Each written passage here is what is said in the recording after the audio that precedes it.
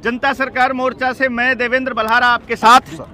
आपने एक बहुत बड़ा मुद्दा इस देश के अंदर अभी अभी सुना होगा, जिसके दम पर मोदी सरकार एक ऐसा प्लान कर रही है कि देश की जनता की उनको सपोर्ट जैसे ज़रूरत नहीं है उनकी सपोर्ट की। और अगर देश की जनता की सपोर्ट की ज़रूरत नहीं है, अगर उनकी वोट की ज़रूरत नहीं है, तो फिर कैसा लोकतंत्र है। इसीलिए आपकी कोई आवाज़ नहीं सुनी जाती। लाखों किसान रामलीला मैदान में आज इकट्ठा हुए हैं। इससे पहले इस देश के तमाम संगठन अपनी अपनी मांगे लेकर के दिल्ली की कूच की, लेकिन किसी की सुनवाई नहीं हुई। मेरे साथ एडवोकेट पंगू साहब हैं, एडवोकेट भानु प्रताप सिंह जी हैं, और ये लोग ईवीएम के ऊपर कितनी बड़ी लड़ाई लड़ रहे हैं आप सोच नहीं सकते। मैं कुछ आपको टेक्निकल बातों पे लेकर के जाऊंगा, कुछ कानूनी पहलुओं पर भी लेकर के जाऊंगा, और वकील साहब से पूछूंगा कि आपकी इस लड़ाई को जीतने में अड़चन क्या आ रही है, और आपको क्या लगता है कि ईवीएम का जो घोटाला है ये देश के लोकतंत्र को कहां लेकर के जाएगा। देखिए, जो ईवीएम का घोटाला है देश के लोकतंत्र को ही नहीं पूरे देश को तबाह करेगा। आखिर नेता डरता किस बात से है? नेता डरता है कि जनता उसके खिलाफ न खड़ी हो जाए। आज इस समय आप और हम यहाँ रामलीला मैदान में हैं। लाखों की संख्या में पूरे देश भर से किसान यहाँ आए हैं। तमाम किसान संगठनों के साथी यहाँ पर हैं। इतना बड़ा किसान संगठन, इतने पूरे देश में किसानों की आबादी लगभग 60 से 70% के बीच में है, बावजूद उसके उनकी चिंता सरकार को नहीं है। और पूरे किसान सड़क पर हैं, आंदोलनरत हैं, तब भी उनकी चिंता नहीं है। मजदूरों की चिंता नहीं है। जो पुरानी पेंशन को लेकर लोग लड़ रहे हैं उनकी चिंता नहीं है। वन रैंक वन पेंशन को लेकर फौजी पिछले 3000 दिन से भी ज्यादा दिन हो गए वो लड़ रहे हैं, उनकी चिंता नहीं है। बेरोजगार युवा संघर्ष कर रहे हैं, उनकी चिंता नहीं है। जो एग्जाम लिए जाते हैं, पेपर लीक होता है, खत्म हो जाते हैं, वो सब लोग आंदोलन कर रहे हैं, उनकी चिंता नहीं है। ईवीएम को लेकर हम लोग लगातार आंदोलन कर रहे हैं और पूरे देश में घर घर तक यह आंदोलन अब पहुंच चुका है, उनकी चिंता नहीं है। आखिर कारण क्या है जब पूरा देश ही उनके खिलाफ है?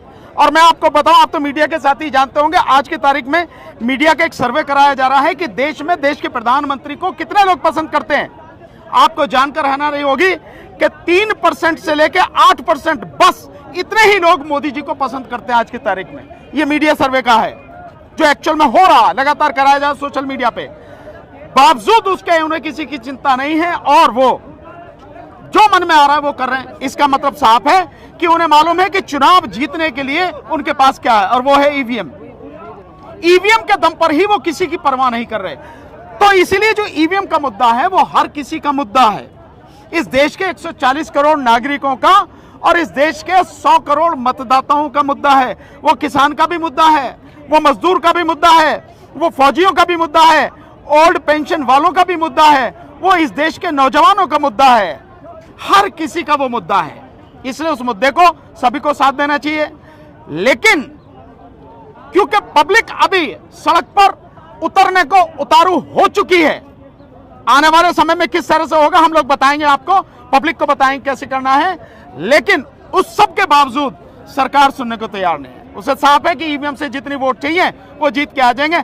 अन्यथा टिकट डिक्लेयर नहीं हुए, चुनाव डिक्लेयर नहीं हुआ, लोकसभा भंग नहीं हुई, और प्रधानमंत्री कह रहे हैं 400 पार, 370 पार। ये कौन सा तमाशा है जो ये सब कह रहे हैं? वो यही है कि इलेक्शन कमीशन उनकी जेब में है, उनकी गुलामी कर रहा है, और ईवीएम मशीन उनके हाथ में है। और मशीन भी भारत इलेक्ट्रॉनिक्स लिमिटेड जो बना रही है उसमें बीजेपी के जो पदाधिकारी हैं, 4 पदाधिकारी उसमें जो है इंडिपेंडेंट डायरेक्टर नए डायरेक्टर हैं। और आपको एक और बात बता दें, 20 लाख ईवीएम मशीनें गायब हुई थी, उसका आज तक इलेक्शन कमीशन ने कोई हिसाब किताब नहीं दिया है। केजी बेसिन घोटाला जो 20,000 करोड़ रुपए का था, रिलायंस की सब्सिडरी कंपनी जो ईवीएम मशीनों की चिप बनाया करती थी, उस घोटाले का पर्दाफाश आज से 6 साल पहले 7 साल पहले हुआ था। उसके ऊपर अभी तक संसद के अंदर कोई बहस नहीं हुई है। इसके साथ ही हम आपको बता दें, इलेक्टोरल बॉन्ड के ऊपर जिस तरह से सरकार की किरकिरी हुई है, और कल तक इलेक्शन कमीशन को अपनी वेबसाइट के ऊपर वो सारा का सारा डाटा डालना होगा। आपको बताएं कि 2023 तक के बॉन्ड लिए हैं उन्होंने, जबकि ये जो पूरा का पूरा मनी लॉन्ड्रिंग का केस है, ये बहुत बड़ा केस है। जब इतने सारे मुद्दों पर सुप्रीम कोर्ट संज्ञान ले रही है और इसके ऊपर कोई फैसला ले रही है, तो आप चूंकि सुप्रीम कोर्ट के वकील हैं, आप हाई कोर्ट से हैं, तो आपकी नजर में आपको क्या लगता है कि सुप्रीम कोर्ट का रवैया क्या है ईवीएम के मसले पर? नहीं, देखिए, अब तक तो अब से पहले जो भी रहा है सुप्रीम कोर्ट का रवैया, सारी पिटीशन डिसमिस की गई, तो बहुत ज्यादा उम्मीद नहीं कर सकते। लेकिन अब जैसे इलेक्टोरल बॉन्ड का जो मसला है, इस पर बहुत तगड़ा स्टैंड जो लिया है सुप्रीम कोर्ट ने, हम सबके बीच में एक उम्मीद जगी है कि कोर्ट इस पर भी संज्ञान लेगी, क्योंकि ऑलरेडी जो पिटीशन, 2 पिटीशन फाइल हैं जो सुनवाई पर लगी हुई हैं, अगर उनको सुन लिया जाए और मैं समझता हूं इलेक्टोरल बॉन्ड की तरह उस पर भी आदेश किया जाए, तो मामला एक झटके में हो जाएगा। नहीं होगा तो इस देश की जनता को सड़क पर लड़ना पड़ेगा, क्योंकि ये बात सबको ही जान लें, सरकार, ये जो सरकार है, मोदी सरकार, यही सारी बीमारियों की जड़ है। इस देश की तबाही की जो कारण है वो यही सरकार है। इस सरकार को उखाड़े बिना आपको किसी को कुछ मिलने वाला नहीं है, और आप इसे उखाड़ नहीं सकते अगर ईवीएम है। इसलिए ईवीएम को उखाड़ना जरूरी है। सब लोगों को ईवीएम के विरुद्ध में संघर्ष करना, सड़क पर आना बहुत जरूरी है। आप लोगों को यह समझना होगा कि जब कोई सुप्रीम कोर्ट का वकील आपके लिए खड़ा हो रहा है और आपको बता रहा है कि यह मसला इतना गहरा है, और जब सुप्रीम कोर्ट के वकीलों को सुप्रीम कोर्ट पर भरोसा नहीं है और एक फैसला आता है कुछ दिनों के बाद, इतने सारे मसलों पर देश की जनता को बैकफुट पर धकेलने के बाद एक फैसला आता है और उस फैसले से फिर से उम्मीद जाग जाती है, ये भी बड़ा सोचनीय विषय है। हम बहुत बार कहते हैं, आप नहीं कह सकते, लेकिन वाकई में देश की न्याय व्यवस्था से लोगों का भरोसा उठ रहा है। और ऐसा लग रहा है पिछले 9.5 साल में एक एक करके तमाम संस्थानों को जानबूझकर योजनाबद्ध तरीके से बर्बाद किया जा रहा है, ताकि जब ये पूरी व्यवस्था चरमराने लगे और इससे लोग दुखी हो जाएं और लोग फिर नई व्यवस्था मांगे, तो वो नई व्यवस्था होगी, इन्हीं का बीज होगा, इन्हीं का पानी होगा, आपका एक सोशल सिक्योरिटी नंबर होगा जिसको इन्होंने आधार का नाम दिया है। आपके सारे डेटा आधार के साथ जुड़े होंगे और वो सारे के सारे डेटा फिर आपका पूरा का पूरा मसला, आपका सारा डेटा इनकी मुट्ठी में होगा। फिर जिस दिन इनको आपको अगला डोज लगाना होगा तो ये कह देंगे आपका आधार बंद कर रहे हैं, तब खोलेंगे जब आप अगली डोज लगवा करके आएंगे अपनी फैमिली के। इसका मतलब यह हुआ, अगर आपको आने वाले वक्त में अपने बच्चों की आजादी चाहिए तो आपको लोकतंत्र को दोबारा से जिंदा करना होगा। अगर आप लोकतंत्र को जिंदा करना चाहते हैं तो आपको यह भी समझना होगा कि नरेंद्र मोदी का इस टाइम पर देश की सत्ता के अंदर क्या हस्तक्षेप है। 2014 से पहले 2009 के चुनाव में बीजेपी को 24% वोट मिले थे, जिसमें प्रधानमंत्री कैंडिडेट लाल कृष्ण आडवाणी थे, और उसके बाद उनको 31% मिले 2014, मतलब वही 7% जो आपने बोला है, यही इनका लोकप्रियता है।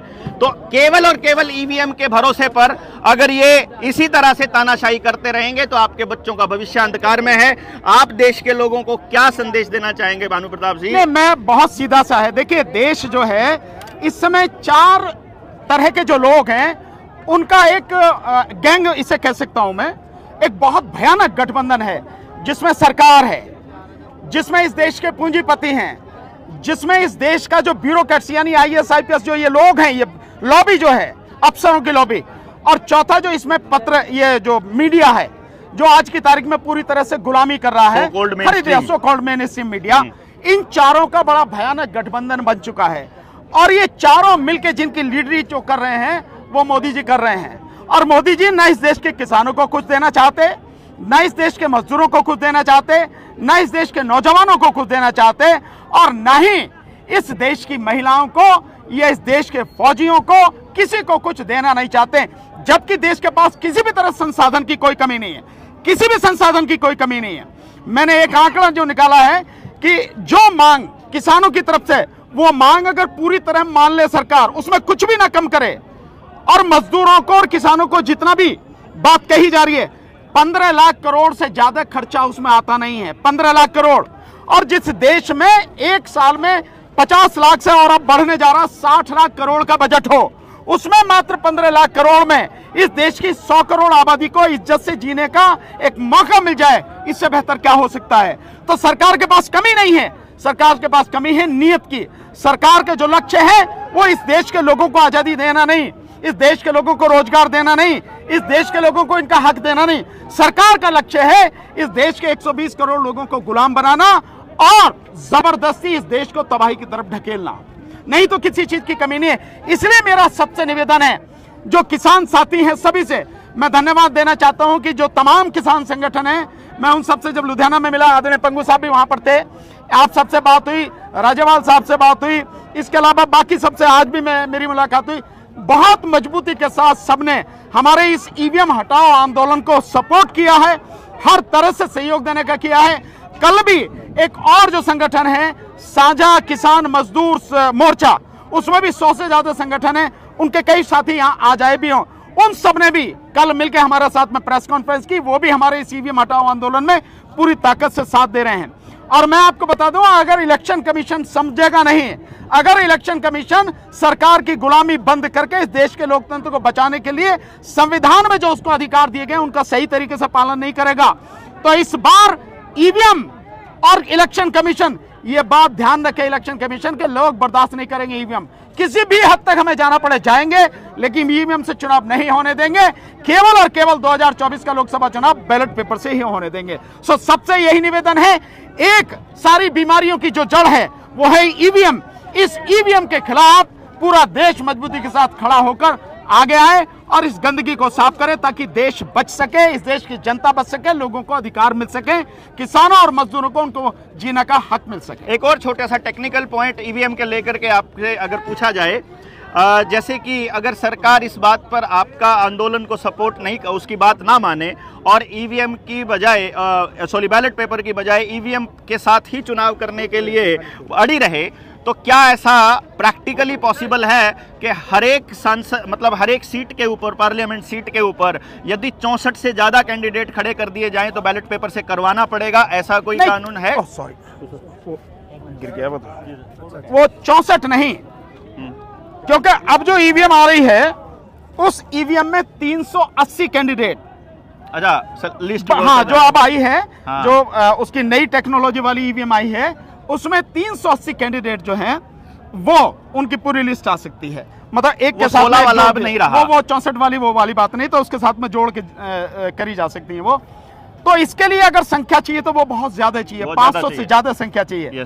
प्रैक्टिकली पॉसिबल नहीं है, पर अगर लोग ठान लें, लोग अगर तय कर लें कि अब चाहे जो भी हो जाए सरकार नहीं मांगती, और लोकतांत्रिक तरीका हमारे पास यही है कि हर सीट पर हर गांव से एक कैंडिडेट खड़ा किया जाए, हर गांव से, हर सीट पर हर गांव से एक कैंडिडेट खड़ा करो, सारे मिलजुल के, जो उसमें 10, क्योंकि इंडिपेंडेंट रूप से खड़े होंगे तो 10 प्रस्तावक चाहिए, और साथ में जो भी उसकी फीस है 10,000, 15,000, 20-25,000, पूरा गांव मिलकर एक कैंडिडेट लड़ाए कि भाई हमें खत्म करनी है ईवीएम, ये हमारा तरीका। इससे बेहतर कौन हो सकता? मैं समझता हूं दुनिया में एक मिसाल हो जाएगी अगर ऐसा हुआ तो। हाँ। हालांकि सरकार कोशिश करेगी इलेक्शन कमीशन के माध्यम से कि अधिक से अधिक जो नॉमिनेशन पेपर है उन्हें कैंसिल करवाए, रद्द करवाए, लेकिन अगर आप ठान लेंगे कि नहीं, जो हमारा पेपर बिल्कुल ठीक है, उसमें कोई कमी नहीं है, बावजूद उसके रद्द करना, तो कोई भी हो, जनता जब खड़ी हो जाती है उसे घुटने टेकने पड़ते हैं। इस देश के सबसे तानाशाह प्रधानमंत्री ने भी किसानों के सामने 13 महीने में घुटने टेके हैं, सब जानते हैं। अगर सरकार बात ना माने, अगर सुप्रीम कोर्ट साथ ना दे, अगर इलेक्शन कमीशन साथ ना दे,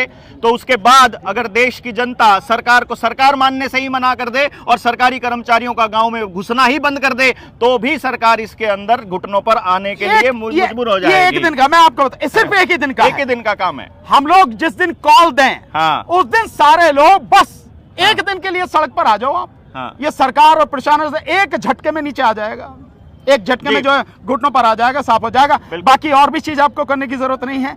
ये जो एकता है ना पूरे देश की, समाज के लोगों की, गरीबों की, पिछड़ों की, मजदूरों की, किसानों की, ये एकता जिस दिन भी सरकार को पता लग गई कि सब इकट्ठे हो गए और इकट्ठे होकर सड़क पर आ गए, उसी दिन सरकार साफ हो जाएगी।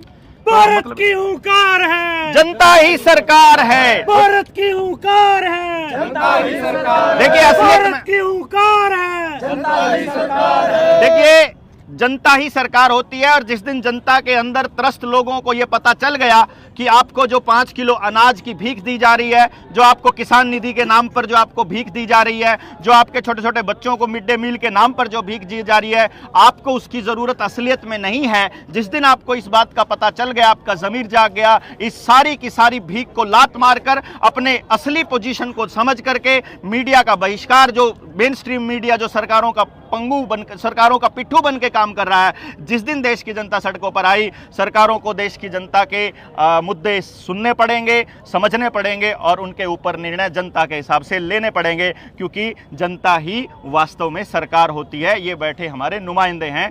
आपने समय दिया। एक मैं छोटा सा बात, वो जो आप कह रहे हैं ना कि मीडिया, बहुत पहले कहा है, रवीश जी ने भी कहा, रवीश कुमार जी ने, और पुण्य प्रसून वाजपेयी जी ने भी कहा, हम लोग भी लगातार कह रहे हैं, जो मीडिया जिस मीडिया की बात हो जा रही है, जो सरकार का प्रवक्ता बन चुका, इसके लिए तो एक ही काम काफी है, आप इसे देखना बंद कर दें, बस। इससे बढ़िया कुछ नहीं है। सिर्फ आप कर दीजिए, ना किसी को गाली देनी है, ना आप शब्द कहना है, ना कुछ करना है, सिर्फ इसे देखना बंद कर दिए, इसकी दुकान बंद हो जाएगी, इतने में ही। और दूसरी बात जो है साथियों, जो हालात देश में हैं वो आपकी कल्पना से बाहर है। देखिए प्रधानमंत्री किस तरह से झूठ बोलते हैं, एक आंकड़े से आपको बताता हूं। और क्यों भीख दे रहे हैं प्रधानमंत्री? हर आदमी को 5 किलो भीख दे रहे हैं। मैं 25 किलो भीख दूंगा उन्हें, मैं 5 किलो से ज्यादा 5 गुनी भीख दूंगा उन्हें। अब वो छोड़ा कुर्सी है, क्या दिक्कत क्या है? ये केवल भीख देके लोगों को हमेशा के लिए भिखारी बना रहे हैं, जबकि सरकार का काम होना चाहिए कि लोगों को उनके पैरों पर खड़ा होना सिखाएं, उनको मजबूत बनाएं, उनको रोजगार दें, उनको नौकरी दें, उनको शिक्षा दें, उनको स्वास्थ्य सुविधाएं दें। यह है सरकार का काम। सरकार का काम भीख देना नहीं है। मोदी जी की बड़ी मजेदार बात, मोदी जी कहते हैं कि पिछले 9 साल में उन्होंने 25 करोड़ लोगों को गरीबी की रेखा से बाहर निकाल दिया। अब मजेदार बात सुनिए आप, गरीबी की रेखा क्या है इसे भी सुन लो आप। गरीबी की रेखा है कि जो आदमी शहर में 33 रुपए एक दिन में खर्च कर सकता है, 33 रुपए तक, वो गरीबी के नीचे आता है। उसके ऊपर जो वो गरीब नहीं है, 33 से अगर वो 33 रुपए 5 पैसे कमा लेता है तो वो गरीब नहीं है। ये स्थिति है शहर की। और जो गांव में है वहां 27 रुपए 28 रुपए जो व्यक्ति एक दिन में खर्च करता है वो गरीबी की रेखा के नीचे आता। अब मजेदार बात सुनो, इसके हिसाब से अगर इस देश में आप देखें तो सरकारी आंकड़े कहते हैं कि देश में 90% लोगों की आमदनी जो है वो 10,000 से भी कम है। इसका मतलब हो गया 90% के हिसाब से कि लगभग 120 करोड़ लोग इस देश में गरीबी की रेखा के नीचे आ जाते हैं। एक बात बड़ी मजेदार बात, जिस समय मोदी जी 2014 में आए उस देश में 18 करोड़ लोग गरीबी की रेखा से नीचे जी रहे थे। 18 करोड़। मोदी जी कह रहे हैं 25 करोड़ लोगों को गरीबी से बाहर निकाल दिया। अबे तो वो कहां से आए भाई मेरे? पहले वो जो 7 करोड़ है वो कहां से आए?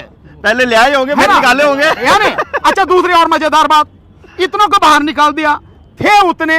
सरकार के आंकड़े 6 महीने पहले के थे, देश में इस कोरोना और इस सारी नोटबंदी के माध्यम से जो गरीबों की संख्या बढ़ी है उसमें 23 करोड़ लोगों की और वृद्धि हो गई। कुल कितने हो गए? 41 करोड़।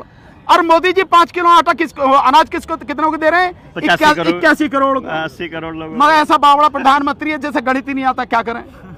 मतलब ये चीज समझने की, अगर तो आपने निकाल दिया बाहर तो 81 करोड़ लोगों को आप भीख क्यों दे रहे हो? 5 किलो अनाज। देखिए ये है सारी चीज जिस तरह से झूठ फैलाया जा रहा है। कहीं ऐसा तो नहीं है वकील साहब कि असली मसला ये है कि जो मोदी जी को सपोर्ट करते हैं उनका गणित से दूर दूर तक कोई नाता नहीं है आंकड़ों से, और जो सपोर्ट नहीं करते हैं वो भी इन आंकड़ों के माध्यम से उनका प्रचार करते हैं। वो तो बेचारे अंधे हैं ना, जिनकी आप भाई जो सपोर्ट करते हैं वो तो अंधे हैं, तभी तो अंधभक्त कहा जाता है उनको। ये इनकी कहानी है। चलिए, आपने समय दिया, बहुत बहुत धन्यवाद।